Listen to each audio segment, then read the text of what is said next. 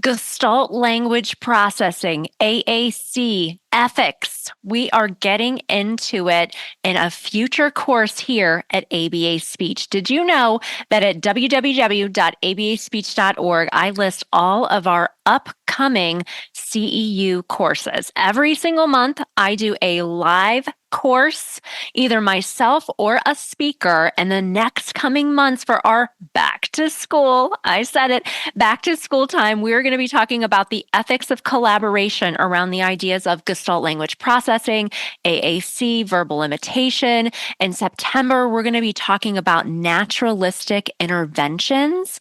We have so many wonderful things in store. Now, these CEUs, you can register for the webinars completely free, and that is going to be a link in the show notes. So make sure that you register. If you want to purchase a general certificate, that's $5. Members of the ABA Speech Connection membership, are you in the membership yet? If not, join us. There's over 300 professionals and parents in the membership. You get your CEUs completely free as part of your membership. But if you're like, hey, Rose, I'm not ready for the membership, that is okay too, because every single month you have the option to just pay for your single CEU.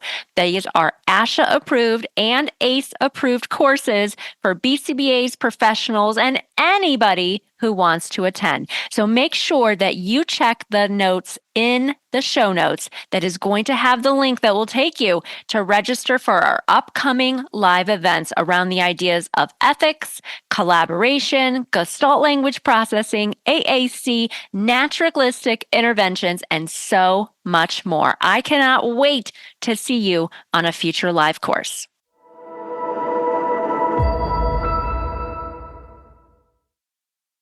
Have you ever worked with a BCBA or acted as a consultant yourself for a public school? I'm sure the answer is probably yes. Everyone's nodding their head.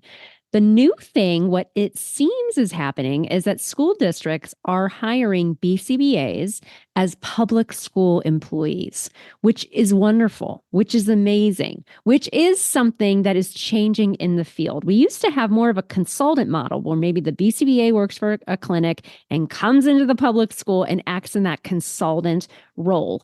A BCBA coming in and acting as a public school employee, there's a lot of different things that you may not know about being an outsider to public education. There are a lot of systems in place. There are a lot of people. There are a lot of connections you need to make. So today, my guest, Melissa Connor-Santos, we get into all of that. She's passionate advocate for improving behavior analytics services to children in public schools. She is a wealth of information. She's an adjunct faculty member at Endicott College, where she's also finishing her doctoral degree. And she also served on the New Jersey Department of Education BCBA advisory panel, where she contributed to the creation of practice guidelines for school-based BCBAs in the state. I think this is something that's happening more and more in the field, which I think is wonderful for a BCBA to be a public school employee for just a whole host of reasons. I have been a public school speech therapist in some capacity for over 20 years. So obviously, I believe in public education. I love that that's a least restrictive environment for students, that they can be in touch with their community. So today we are talking all about what happens when a BCBA is working in a public school as an employee. Stay tuned for this conversation.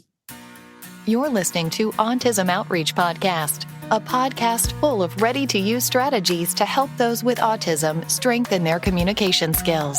Here's your host, Rose Griffin of ABA Speech, a speech therapist and board-certified behavior analyst who shares tips you can use in your next therapy session. Welcome to the Autism Outreach Podcast. We have a great guest for you today. We have with us Melissa Connor-Santos. Thank you so much, Melissa, for coming on to the show. Thank you so much for having me. And I was just telling Melissa before I pressed record that I think I came across her information or maybe a training that she did about what we're going to kind of discuss today on LinkedIn. I talk about social media a lot here, Melissa, because I've grown my entire business, ABA Speech, from 0 to 40,000 email subscribers on social media. And LinkedIn, I feel like if you're not on LinkedIn, you think maybe like it's stuffy and it's like not really social media, but it's social media, and there's actually a lot of really amazing BCBAs there. Like I think I connected with Dr. Sarah Frampton over there, Dr. Cody Morris, Bruce Tinner, like all these amazing people who are doing such great work in the field. And the information that you shared about ABA in the public schools came across my feed, and I was like, ooh, I need to talk to this person because I feel like this is such a cool conversation and something that is new, is really kind of changing in the field. So, I've been dually certified. So I'm a speech therapist in BCBA. I've been a BCBA for about 12 years now, and just seeing the growth of ABA and people who are certified over that amount of time has absolutely been staggering. Like I'm here in Ohio. Absolutely. Yeah, isn't it amazing? And they showed charts before, like where it was just like a line. It was like this. It was like these are this is how many BCBAs there used to be, and now there's a bunch. And conferences going from like one single track of like less than 100 people to now getting top keynote speakers and you know, just so many different breakout sessions. So it's really, really been cool. I know that you've been in the field for many years. How have you seen ABA and kind of this idea of BCBAs in the schools change over that time? Let me know how long have you been certified as a BCBA as well? I've been in the field of ABA for 15 years. Okay. I've been certified for 10 years. Okay. And then I actually came to ABA by way of education. I'm a certified teacher in special education and general education, and I was working in the field of education for about 5 years before I stumbled upon ABA, and that became my life and took over my life. Yes. Wonderful. I love that. Have you seen now? So I work 2 days a week as a public school speech therapist right now. I have 3 kids of my own. And so it's kind of nice for me to run this small business and work in their actual school. It's been fun. And I always say the town I live in I always call it Mayberry, which is like a very old reference, but it's just like a very I small know it. little. I know the reference. Okay. Okay. Whoo. Okay. I'm very old here, but it's a very small, like little town. Like it's just very teeny. And we have in our district, which I think is very progressive, and we have a great SPED director. We have a BCBA who is employed by the district and is just one BCBA for the district. But I do think that it's really great to have that support in the district and to just work in a district that's really progressive in the fact that there's a lot of things that come up where, when the BCBA is coming in as an outside consultant versus when the BCBA is somebody that is working in the district. And so I think have you seen that change over your 10 years in the field? Yeah, Like that, it used to be the absolutely. consultant model, right? Yeah, much more consultant if they had a consultant at all, right? Right, So, right. Bingo. I would say, I live here in New Jersey. So one of the biggest things I've seen change is, and I think one of the reasons we've seen so much growth in BCBAs in public schools is sort of this change of, if you were a student with more significant challenges, whether those be behavioral, cognitive, physical, those kids always went out of district. They never were in their home schools. Mm. And so they went to specialized schools where there might be BCBAs or Mhm. speech therapists or those other people, but you Mhm. didn't see them as much in the public school because it was just automatically there was this perception of, oh, we can't help you here. You got to go somewhere, much more specialized than we can Mhm. handle. And that has changed so dramatically Mhm. in the time that I've been in the field. Now it's really the opposite. Now we are absolutely going to serve you here in the public school, and there are very few instances where we're going to have somebody go to a more specialized placement, and we're going to really exhaust this public school placement and what we can do here Mm. before we go, hey, we need more specialized treatment. That is really what has happened a lot here in New Jersey, for Oh, sure. And interesting. so I think that what I've seen happen, and I have colleagues across the country that work in public schools that I, confer with Mhm. and that I do research with, that have said they've seen sort of similar things, right? Where these were, some of the children we serve were kids that were just not, the public school just didn't know how to help them. Right. They didn't have the skill set, so they'd send them out. And then, yeah, the consultation model for sure was really heavy. I have worked as a consultant and I still do from time to time, you know, but many more schools are bringing in their own BCBAs Mhm. as faculty, sometimes with multiple BCBAs on staff. The Yeah. I just recently transitioned out of a district to pursue some other things, but there were 5 of us on Wow. staff, which is a huge number of BCBAs to be in a Yeah. public school. Yeah, yeah. I had talked to his name is Seth, and we had met at a conference, this really cool conference I keynoted at earlier this year in Greenville. But we were talking. I think I had connected with him on LinkedIn a really long time ago, and we were like, maybe he was maybe going to do a talk for us. It didn't work out. But he had worked in Boston, and I remember him saying that he helped, which is like such a dense area of ABA, I feel like, but he had helped get a public school like group. And I think maybe when they left, I don't know if it was like 17 BCBAs. It was like some very large number where you're like, wow, to like number one, have a BCBA that's employed as a public school employee is kind of a neat option for people that want to, because there's like, depending on how you cut it, there's perks to that. But to Sure. actually not be the solo one there, to actually have other people to collaborate with is really nice, because I can imagine one BCBA, like I'm on that Facebook group that's for BCBAs that are in public schools. I don't know Sure. if you're Yeah. on that. It's a good one. And it's like, I know some people will be like, I'm a BCBA and now I'm going to like start this department, or I'm like the only BCBA. And here they are tasked with this like actually huge undertaking of what does ABA look like when you're an employee of a public school district. I think there's just like a lot of ethical things that go into that. Knowing, I teach the ethics class here at Kent State every fall. There's just a lot of ethical considerations, right, that are so Yeah. different. And like I always kind of, I make a lot of like reels and short form video on Instagram, and sometimes I'll make one about working with an outside consultant, because even though I'm a speech therapist and a BCBA, I would have parents in districts I've worked in the past that are really affluent, want to have advocates come in and lawyers and try to angle your consultant to make the public school staff feel less than, and that like they're not doing their best. And it's just it's a weird mix. Although it never made me feel bad, because I remember one time Dr. Mark Sundberg was talking about how he was in a meeting, or really some kind of contentious case, and they were like, well, he was the evaluator. He did like the VB math or something. And then the parents were like, well, we want somebody to give the VB map. And it was like, this is the person who created the whole Yeah. instrument. I'm like, if somebody's going to say that, you know what I mean? Like, it's okay. That consultant model makes sense sometimes. It's just to make everybody happy and make sure they're feeling heard. But so with all that being said, why is it important? There's this idea, I think something maybe you're working on at Endicott. Why is it important for BCBAs who are working in the schools to have specific training about that setting? Why do you find that to be so important?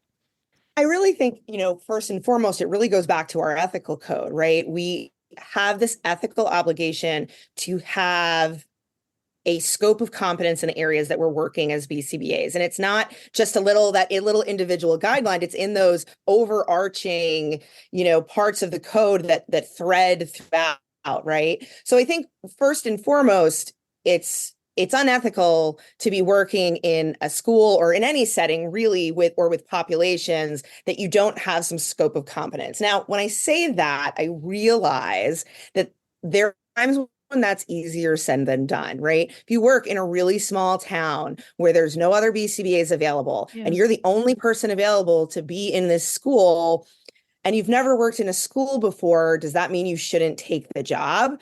Our ethical code says there's, decision-making models that we have to use to kind of figure out what we need to do in order to do our best work in that setting. So it's not an automatic no, but, I think that one of the biggest challenges of working in public schools as compared to working maybe like in a clinic or home setting is that you have these really large systems that you are working within that you as a BCBA have absolutely no control over.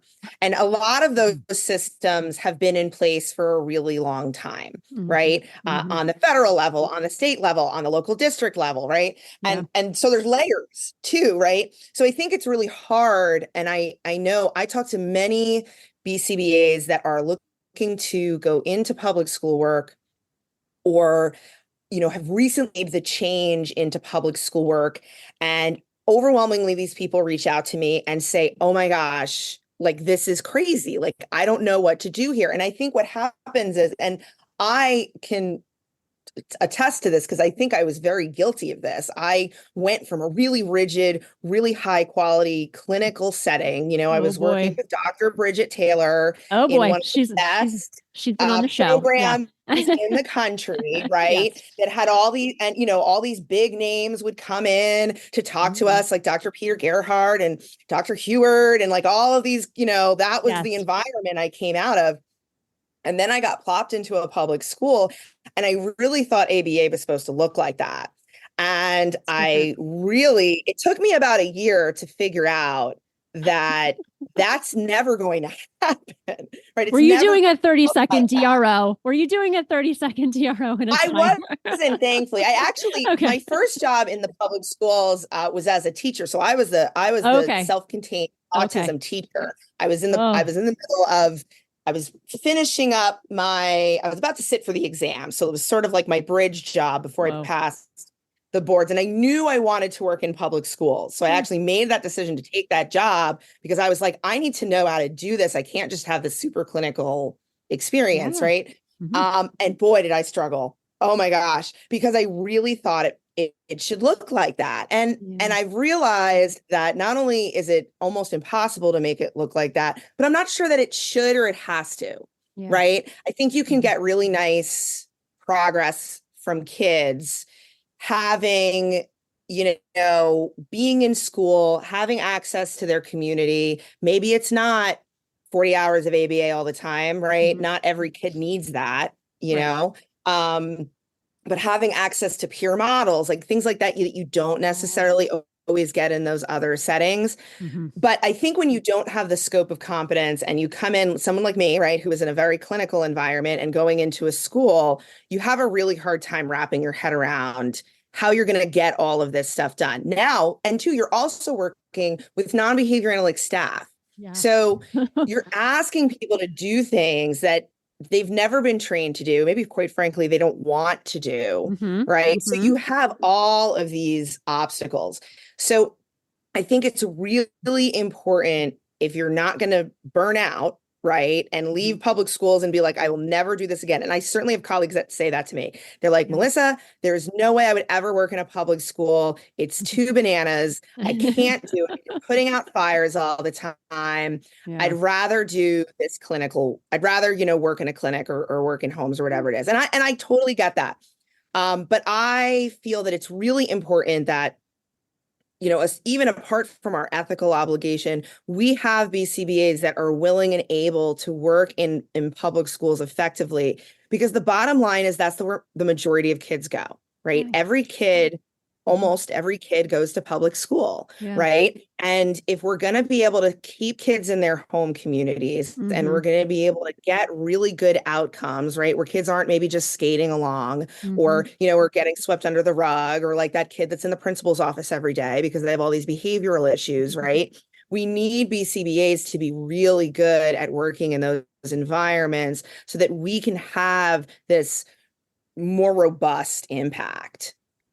I love that. Yes, more robust impact. I too have worked in non-public programs, Cleveland Clinic, Learner's School. I'm laughing because Peter Gerhardt, our boss at the time was friends with him, and he came to our clinic, and he did, before he was like keynoting and doing all the amazing things he does now. It was like 20 of us, and we were hearing him talk. It was just like, it was a moment. But yeah, it is so very different to work in those two different settings. I think what I always struggled with as a public professional is when you get into these tricky situations. Like as a speech language pathologist, I would get into these situations where people I worked in very affluent districts, would come in with lawyers, advocates, and they would say things like, we want our child to engage in a 8-step conversation about a non-preferred topic within a group setting. And I didn't think that was the best goal to work on, right? So I always say I started my entire business because I had so much to say about autism.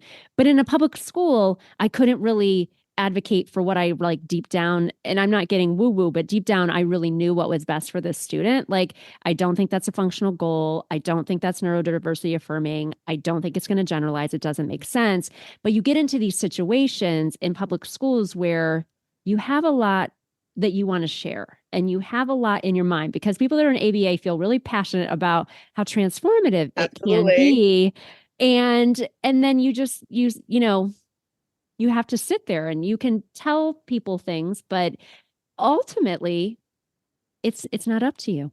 It's not up to you because it's a team decision. And so then that gets really Yeah. hard because you may be trying to ethically work together, or potentially, let's say you're a BCBA and you're working in a district and the speech therapist is anti-ABA and she doesn't like BCBAs at all. And she's not going to do any of the stuff that you say, even though she's using a lot of shaping, modeling, prompting, things like that. So Yeah. it Yeah. gets into these hard situations where it isn't black and white. It's not like a clinic. We can't contrive the environment to make it like sterile and ready for learning. It's like, but what I will say is, like, when I worked in a non-public program with kids who had extreme behavior, problems and regulating their behavior, what we were always trying to do is to replicate a public school. We were trying to offer a Yeah. music class. We were trying to have adapted PE. We were trying to have the kids eat at a lunch table. Like, and when you work in a non-public program, you know what I'm talking about. Like, you don't just Mhm. miraculously have a gym teacher and a lunchroom and a place to go outside and play. And that's why I love public education. I mean, I think working in non-public programs is amazing, and I have a lot of friends who own clinics, but there is something really special about a public school because, like you said, it's for a lot of kids their least restrictive environment. And it generalizes to, like what you said, like the community, right? Like, your kids have access to their community. So you seem passionate about that too, but it's not going to be as regimented as perfect. I can imagine your first year as a teacher, you really were like, that was probably really hard for you. Oh my gosh, it was so hard. It was so hard. Yes. And that particular, I remember the kids in that class so vividly because some of them were extremely they had some pretty significant challenges, not Yeah. just behaviorally, but I also worked with some children in that classroom that had pretty significant physical disabilities. So I Wow. had this like super wide range Hmm. of students, and I knew what they all needed, and then I just remember we had like no curriculum, or like they gave me this Right. curriculum. Right. I just remember they gave me this curriculum and they were like, oh, one of the teachers wrote this curriculum. She worked in a specialized school. And I was like, okay, great. And they were like, this is what you have to use. And I was like, okay, fine. And I remember like looking at it, and it wasn't horrible, but there were so many gaps in it. Yeah. Like really large learning gaps in it. And I was like, listen, I can't just do this Right. because there's a lot of things that this kid needs to know how to do that is not in here, Right. that's not in this sort of curriculum, that they had, so yeah, it was a really challenging year. Yeah, I remember, but I learned a lot from that experience. Yeah. And I will say that I feel like those experiences really help you become a compassionate professional, because when you go in and you're working with that teacher that got dropped into, let's say, a multiple disabilities classroom, Hmm. and the only reason that person is in there is because they had a special ed license, and the district went, Hmm. well, we need a body, so we're going to put them in there, right? Uh-huh. Like what Yeah. that feels like, right? Right. I always say that um, in schools, what I'm trying to do is I'm trying to move the needle, right? So I'm not going to walk in there as a BCBA, even if I've been there a long time and I've had, I have relationships, I'm not going to probably be able to make these really sweeping changes, right? Mm-hmm. There are just too many barriers, right? That have nothing to do with me, that have to do with budgets and, who the principal is and who the superintendent is and, Yes. what the community wants, right? But I can move the needle, so I really think that that's a really important thing when you're working in public schools is to think about, okay, I can see right off the bat that these 20 things need to be totally changed and overhauled. And, I think if we were going to have really good outcomes, these are some systematic changes we need to make. But what are like the two things I can do right now that's going to make this kid happier, right? Make these parents feel like we're doing something worthwhile, make this teacher's life a little bit easier, right? And I think a lot of that too comes from really strong collaboration skills. So, talking about scope of competence, again, kind of like backtracking to that, there's all these areas that I think to be a really good BCBA in general, but to be a public school BCBA, you really have to be good at. Again, collaboration is in our ethics code, right? It's something that's baked in there. I don't think we do a very good job of preparing BCBAs to be good collaborators from the get-go, but there is no place that you need to be more collaborative than a public school because you are one member of a team. You are not in a clinic where like maybe there's a speech therapist at the clinic you're working in, right? Or maybe you have a phone call, with the other service providers and you're saying, okay, that's how we're collaborating, right? But in a public school, you are like in each other's faces all day. You are all working off the same IEP document, nowhere do you have to play more appropriately in the sandbox than in a public school, right? So to figure out how to do that effectively and respectively and compassionately, man, that's hard. That is hard. And I would say I got really good at it because I didn't have a choice. I think the environment shaped my behavior, right? But I'm really passionate about helping BCBAs go into those settings and not have to do what I did, right? Which is not let the system sort of maybe punish me, and punish some of my behavior and then realize that I have to change, right? That's kind of the slow rollout, right? I'd much rather try to give BCBAs, whether they be, newcomers to the field or people that are kind of doing a career change and looking to move into a school. I'd love to, help them have a skill set that they can use from day one rather than having to learn as they go or, like I said, just sort of get, their behavior punished and have to figure it out, Yeah. Yeah. No, I agree. And I used to always say, like, as a public school speech therapist, in any setting, my most important job is actually not the therapy. That is not the most important job. The most important job is for me to know every member of the team and for me to really educate, encourage others about what the communication goals are. That's really what's most important. I think, I did a whole series this past summer about my first year as a speech therapist. And I talked a lot about the school, but I talked a lot about knowing everybody in the building. Like like I was working in a high school once and the principal, I was friendly with him because I had worked with him for a long time. And I utilized that friendship to set up vocational opportunities for all my students. If I wouldn't have had that relationship, and I'm an extrovert at work, so I like people. I like small talk and we'll talk to people. But if I wouldn't have had that relationship, I wouldn't have had all those opportunities. For my students, they wouldn't have gotten to do all the neat things that they did. So I think it's like really heavy on relationship building. And just like we build that connection with our clients, when you first get into a school, you really need to build a connection with the administrative assistant, the front office staff. Oh my gosh, yes. They're your best friends. They are the janitor. Yes, yes. They are the most important part. People in the building. I always say that and the maintenance staff, 100%. Yes. They are your best friends. Yes, they are. And those are those kind of like nuanced, nuanced things.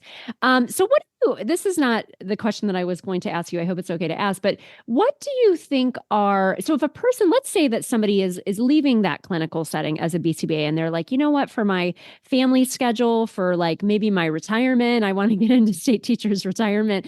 I really think the schools are where it's at. Like I want to work 187 days. I want to be off when my kids are, and they transition into a school setting. I guess are there ACE courses out there that are good to take, and or what could people do that are transitioning into a public school as a BCBA so that they feel kind of like as ready as you can be before, being in there?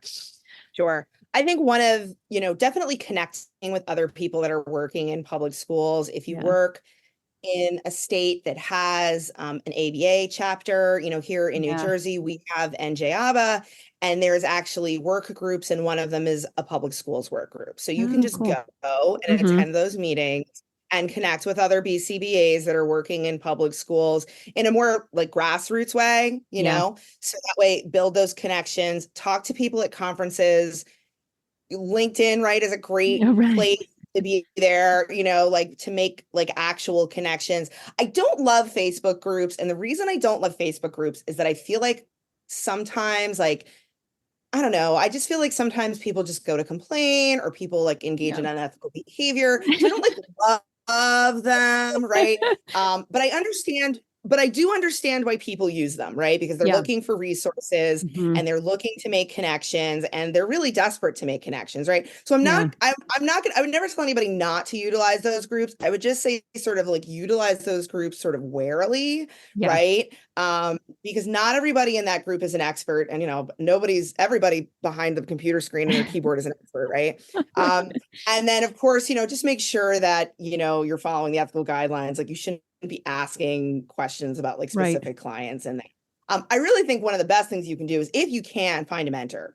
Yes. And I think mentors have two different flavors, right? There's your BCBA mentor, right? So Mm-hmm. I've connected with somebody who works in a public school, has been public school BCBA. They are willing to, problem solve with me. I have some relationships with like that, mostly Mm-hmm. people that have approached me after conferences and Right. have said, hey, would you be okay if I emailed you? Or would you be okay? Like, would you ever be willing to do like a Zoom with me? Yeah. And most of the time, just so long as I can fit into my schedule, my answer is yes. And so I sort of have these like informal relationships with these people where Yeah. like every once in a while they like shoot me something and they're like, hey, I was in this like really banana situation. Like, what Right. do you think about all this? And like, I Yeah. kind of help them like think about the different angles, right? I also think mentors, when you're working in a public school, don't have to be BCBAs. And I Yeah. say that because there are a lot of people in those environments that understand how those environments work that Yeah. you might not understand, Right. right? Even though they have different letters to you. So I remember here in the state of New Jersey, we have this position that I think is like very unique to New Jersey, actually, called a learning disabilities teacher consultant. Oh, And yeah. basically, what their job is to do educational testing. Right, all they do Oh, is right. education testing. Okay. They're a member of the IEP team here. LDTCs is what we call them. So I remember when I had started at a district, I was the only BCBA on staff. It was a fairly small district, and she was my mentor, and no, I was not approaching her about, hey, I have a student in the behavioral disorders class and I'm not sure what to do. Like, that's not what Yeah. was happening. Right. I would go to her a lot and be like, hey, what's the policy on this? Mm-hmm. Or if I wanted to get this done, how do I get it done?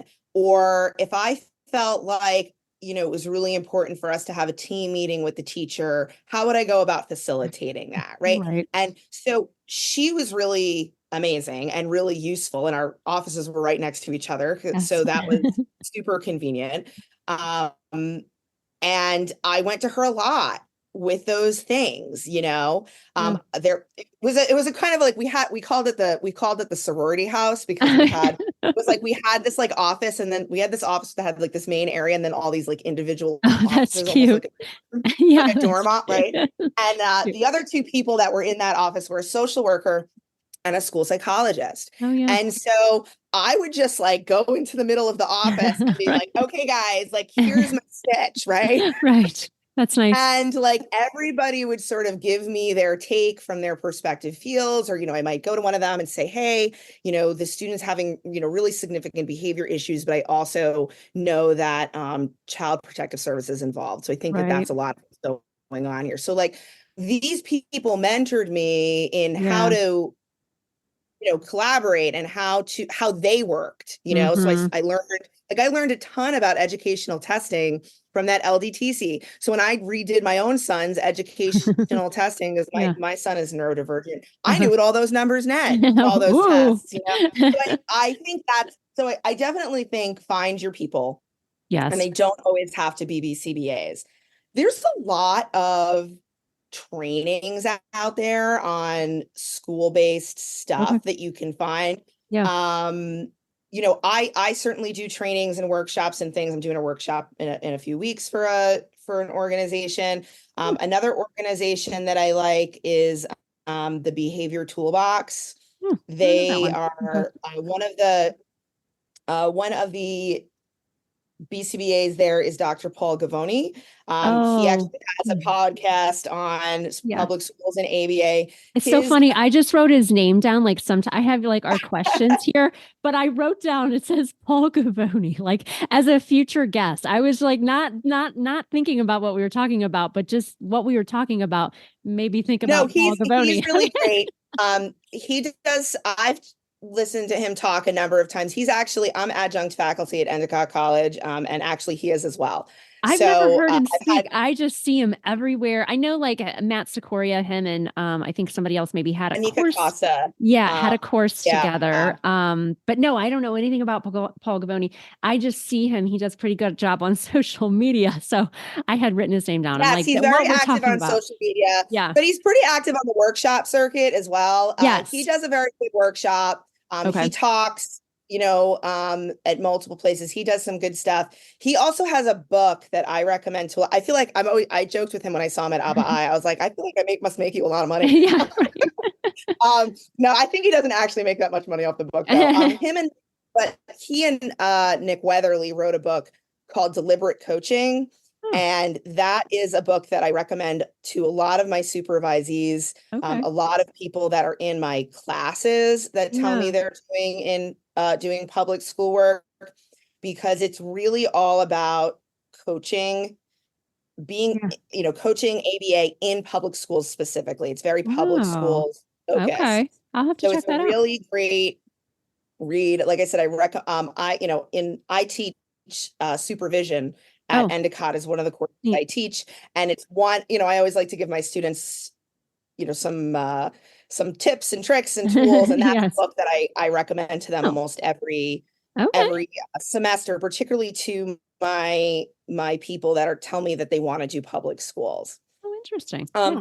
Unfortunately, there is not a lot out there on Yeah. public schools and ABA. Right. Yeah. There are certainly studies, right, Right. about a particular procedure, and it's been Right. done in a public school. So you see a lot of that, but you don't see a ton of articles specifically about, hey, this is how we should Right. operate in public school. But there are Yeah. a few. Layden et al. 2021 has two publications. One, Selena Layden has two publications. Layden 2021 is actually a set of guidelines that was developed by the Virginia BCBA Public School Collective, something like that. Oh, So something like, okay. 15, 20 BCBAs that got together and built these guidelines Oh, for BCBAs in Virginia in public schools as to yeah. like what BCBAs do in public schools. That's a really, really great tool. I recommend reading that. Actually, I just served on a committee on the New Jersey Department of Ed here, and the New Jersey Department of Ed is coming out with guidelines for public school BCBAs this September. That should be Oh, published. okay. And some other tools as well. I can't talk too much about it because it's not officially out yet. Okay, But cool. I was on the team of BCBAs that helped work on that. There are definitely going to be some parallels to late in 2021. So if you want to look at that, that's a good one. She also has another article that she's first author on about building a network of BCBAs, kind Oh, of that model that they developed in Virginia, which yeah. is really good. Okay. Gian Greco et al. Have Mhm. a really good article about conceptualizing the BCBA as a related service provider in Mm, inclusion settings. So that's a good read. yeah. I like that one a lot. Mm, And as I was telling you before we started taping, there's a group of us at Endicott that are kind of really actively trying to open this line of research. yeah. So I Love have it. an article that's under review that I'm hoping I think we'll find a home for it. We have to, we're in kind of the editing. We were Mhm. in the, we sent it, I sent it, it came back. I'm in the process of editing it. But I'm hoping that's going to get published, hopefully within the next I don't know, 6 months to a year. Okay. Publishing is a slow process, but that's specifically on ethics in public schools. We're running some Mm, focus group studies right now of yeah. BCBAs in public schools. And we actually, some of my colleagues who read the original version of my manuscript picked it up and ran a survey, and they're in the Mm. middle of going through that data right now. So we are, and we have a bunch of other projects that we'd like to do. So we're hoping that in the This next is few great. years we're gonna like be opening, try to open, try to really crack open this line of research so that we're talking a little bit Yeah. about it in our literature. Oh, that's great. And thank you for doing that work. I have a membership called the ABA Speech Connection. So there's a component where we do new courses every month. We're an ACE provider and an ASHA provider, but one of the things we do is journal article studies too, where we kind of like read the article, we get together, we talk about it. And I think what is hard sometimes as an ACE provider, because we need to go beyond the task list, is some of the things that I think are important about working in a public school, like some of what we talked about today. Sometimes I get nervous about like, how does some of that go beyond the task list? Although it's very important. I guess I could tie it into like a communication. I have a really nice collaboration article. It might be from somebody from Endicott. It talks about collaboration. And it's like, are you a salad, a stew, or a cake, like based on the continuum of how collaborative you are. And I really Okay. love that article. But in the back of that particular article, which I can't remember what it's called, they have a lot of communication strategies. And I try to tie that in when I do like ethics courses about SLP, BCBA collaboration. So I'm sure there's a way to tie all that in, but I'm always thinking like, oh, this would be really good like to offer in our membership because I feel like it is so Yeah. specific and I feel like it is something that is changing with the field and people are going to need like mentors and people just as a sounding board. So I'm excited Yeah. to There's a lot of read your work. manuscript. There's a lot of work outside of our field too on things like Yeah. collaborate. Like, Right. like people, I don't know, we're always like, well, it's not in the ABA literature, so we can't do it. That's not really true, right?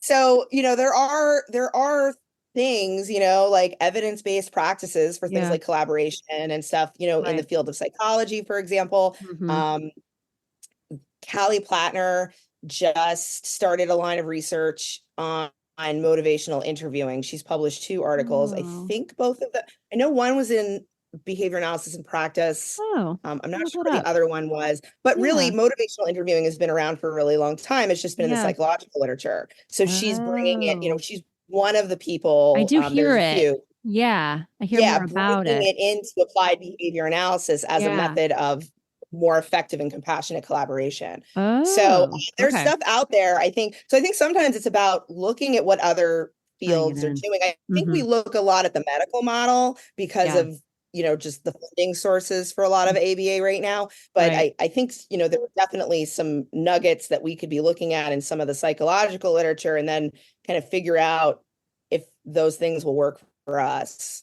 Yeah, I love that. I have like a future CEU in mind. So I think this is really good. Thank you so much for coming onto the show today. Just a wealth of information. Do you have like a website or if anybody has a question about your work or maybe just your email that we could put in the show notes as well?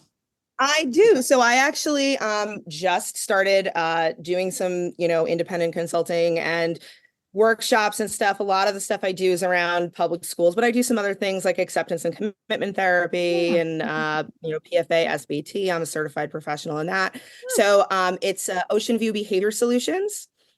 We do have a website. It's, we're in the process of making the website a little bit more robust, but my contact information is on there. I can also be emailed at oceanviewbehaviorsolutions@gmail.com.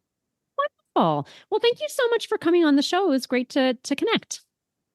Yes, I was thrilled to have you reach out to me. I love talking about ABA in public schools and all that we can do there. So I really hope your viewers find this helpful. And we gotta keep doing good work there and helping as many kids and teachers as we can.